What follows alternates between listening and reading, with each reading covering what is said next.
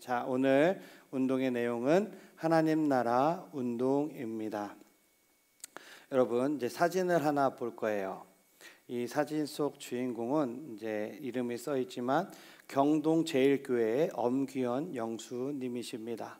이 영수라는 것은 교회에 옛날에는 종이 있었어요. 감리교도 지금 보면 종탑이 이렇게 있잖아요. 종이 있어서 예배 시간이 되면 종을 쳐줍니다. 그러면은 마을의 종소리가 울리게 되고 그 종소리를 듣고 시간도 알 수 있고 그리고 예배도 드리러 오는 거예요. 아무튼 그렇게 해서 종을 치고 교회 청소도 하고 행정도 돌보는 교회의 대부분 이제 잡다한 일을 맡아서 해주는 봉사직입니다. 그게 영수라는 거예요. 그래서 1900년대 이 엄규현의 직업은 원래 직업은 왕손을 모시는 그 왕손의 마부였어요.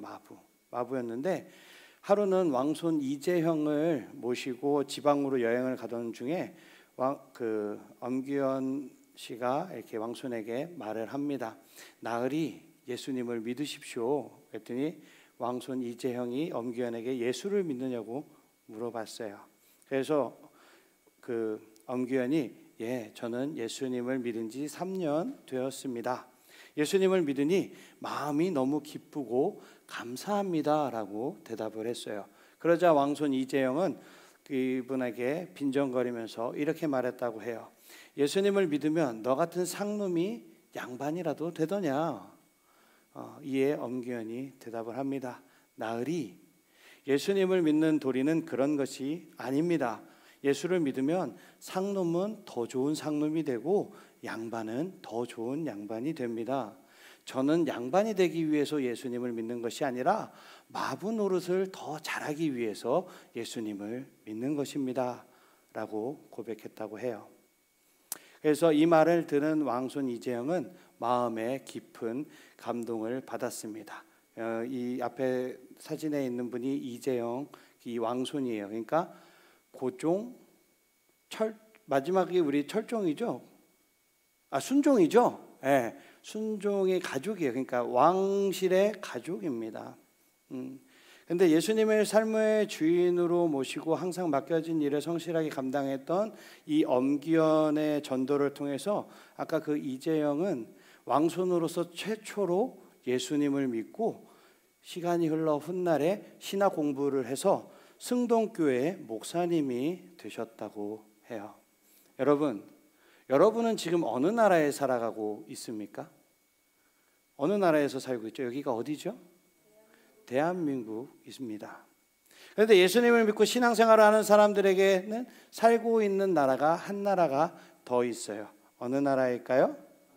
그렇죠. 하나님 나라입니다. 하나님 나라는 예수님을 믿는 사람이 죽어서 가는 천국이라는 것을 의미하기도 하지만 더 넓게는 하나님께서 지금 다스리고 계시는 하나님의 통치가 있는 모든 곳을 하나님 나라라고 말합니다. 그렇게 보면 하나님께서 온 세상을 다스리고 온 세상을 통치하고 계시기 때문에 지금 우리가 살아가고 있는 이 세상도 어디라고요? 하나님의 나라가 되는 것입니다. 이것을 믿음으로 고백하는 우리는 이 세상에서 대한민국 국민이자 동시에 하나님 나라의 시민권을 가진 자로서 예수님이 다시 오실 때까지 하나님의 백성답게 살아가야 한다는 거죠. 그렇다면 어떻게 사는 삶이 하나님 나라의 백성다운 삶일까요? 앞에서 살펴봤던 엄규현 영수님의 모습이 우리에게 아주 좋은 본이 되는 겁니다. 쉽게 설명하면 하나님의 나라의 백성의 삶은 무언가 꼭 특별한 일을 해야 하는 것이 아니고 어떠한 일이든지 나에게 주어졌을 때 그 주어져 있는 자리와 역할이 하나님께서 맡기신 자리고 하나님께서 맡기신 역할이라는 것을 고백하면서 성실하게 기쁨으로 감당하는 것입니다. 그것이 바로 하나님 나라를 살아내고 하나님 나라를 세워가는 우리들의 역할입니다. 오늘 성경 말씀에도 그런 사람이 등장했죠. 누구죠? 누가 등장했습니까? 오늘 요셉이 등장했어요.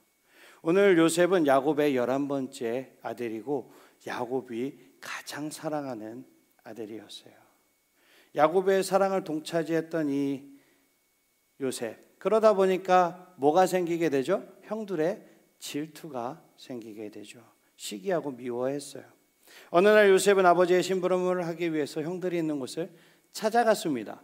이때 요셉을 미워했던 형들은 요셉을 미디안 상인들에게 노예로 팔아버려요. 그렇게 요셉은 다른 누구도 아닌 형들에게 버림받고 노예로 팔려가서 애굽의 시위대장이었던 보디발의 종이 되게 됩니다. 하지만 그곳에서 요셉은 비록 노예의 신분이었지만 항상 정직하고 성실하게 일함으로 주인인 보디발에게 총애를 받아요. 인정받은 거죠. 그 결과 요셉은 보디발 집의 모든 소유를 맡아 관리하는 가정 총무가 되었습니다. 우리 창세기 39장 4절을 한번 큰 소리로 읽어볼까요? 시작.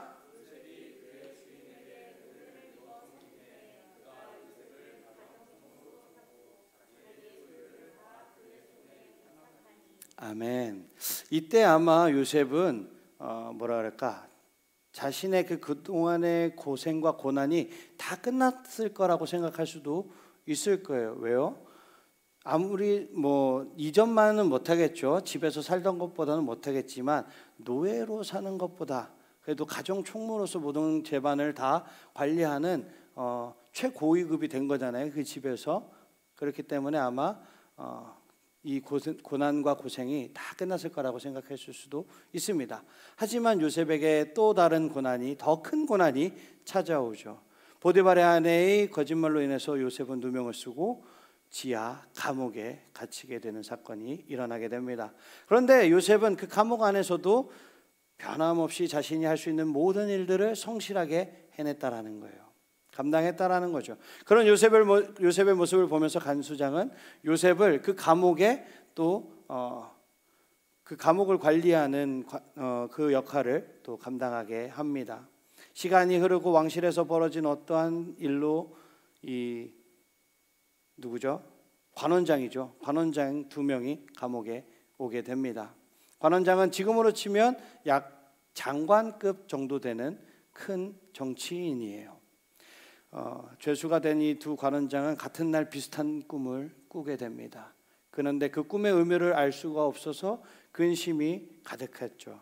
그 근심이 가득한 얼굴, 어두운 표정을 본 요셉은 두 관원장에게 다가가서 물어봅니다. 무슨 일이 있습니까?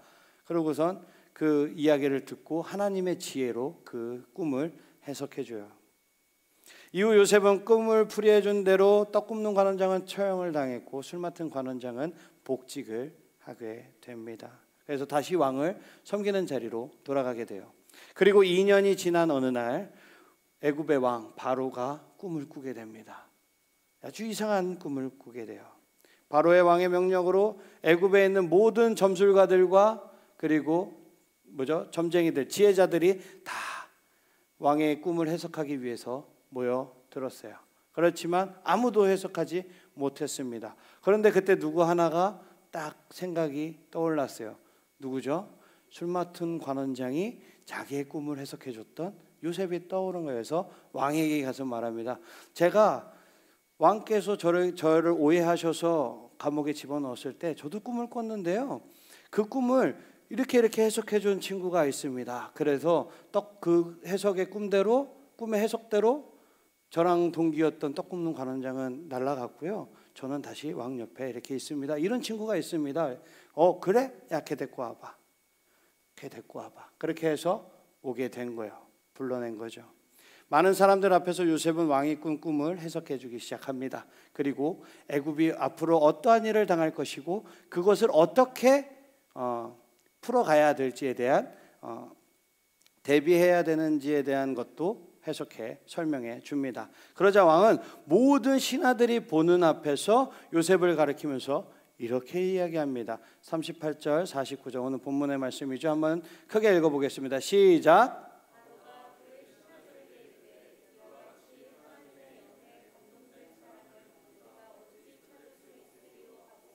요셉에게 이르되 하나님이 이 모든 것을 내게 보이셨으니 너와 같이 명철하고 지혜 있는 자가 없도다. 아멘. 왕은 하나님의 영에 감동된 사람이라고 칭송하면서 하나님의 지혜를 찬양했습니다. 그리고 요셉을 온 애굽을 다스리는 총리로 세워준 거예요. 요셉의 삶에는 억울하고 감당하기 어려운 그런 일들로 가득 차 있습니다. 시간이 짧게 제가 요셉의 모든 일대기를 말씀해 주진 않았지만 여러분들도 알다시피 요셉은 정말 억울한 일을 많이 당한 사람이에요. 하지만 요셉은 자신이 처한 그 처지를 불평하고 절망하기보다 어디에 있든지 언제나 하나님을 찬양하고 하나님을 의지하고 자신에게 주어진 일을 성실하게 감당했다라는 거예요. 비록 종의 신분, 죄수의 신분이었지만 자신에게 맡겨진 일이라면 보디발의 집에서도 감옥에서도 그리고 애굽의 왕 앞에서도 모든 일에 최선을 다하며 누구를 높였을까요? 하나님을 높인 거예요. 그리고 그 결과 하나님을 믿지 않는 애굽 사람들조차 요셉을 바라보면서 뭐라고 아까 이야기했죠? 하나님의 사람이라고 요셉을 칭찬하고 인정하고 하나님의 이름을 높이게 되는 거예요. 사랑하는 친구들, 오늘 운동이 무슨 운동이라고요? 하나님 나라 운동입니다. 하나님 나라 운동이라는 것은요, 예수님이 내 삶의 주인이 되심을 인정하고 삶의 모든 영역에서 하나님의 뜻을 이루어가는 운동입니다. 이 세상의 모든 영역이 하나님의 다스림 아래에 있음을 인정하는 거예요. 그래서 내게 주어진 자리에서 내가 맡겨진 역할 가운데서 하나님의 뜻을 따르고 하나님을 높이는 것이 바로 하나님 나라 운동이라는 거예요. 우리가 요셉처럼 우리에게 주어진 모든 것들을 하나님 나라를 세우기 위한 수단임을 우리가 알아갈 때 하나님은 여러분들을 통해서 저를 통해서 영광 받으시고 하나님을 모르는 사람들에게 하나님을 전하게 되는 거고, 그들이 누구를 바라볼까요? 나를 보는 것이 아니라 하나님을 바라보게 되는 것입니다. 말씀을 마치도록 하겠습니다. 오늘 말씀을 기억하면서 우리 뭐 해야 되죠? 구호를 한 번 더 외쳐야 되죠. 전도사님이 우리의 삶의 모든 영역이라고 외치면 여러분들은 그죠? 한번 외쳐볼까요? 우리의 삶의 모든 영역에서 우리의 삶의 모든 영역에서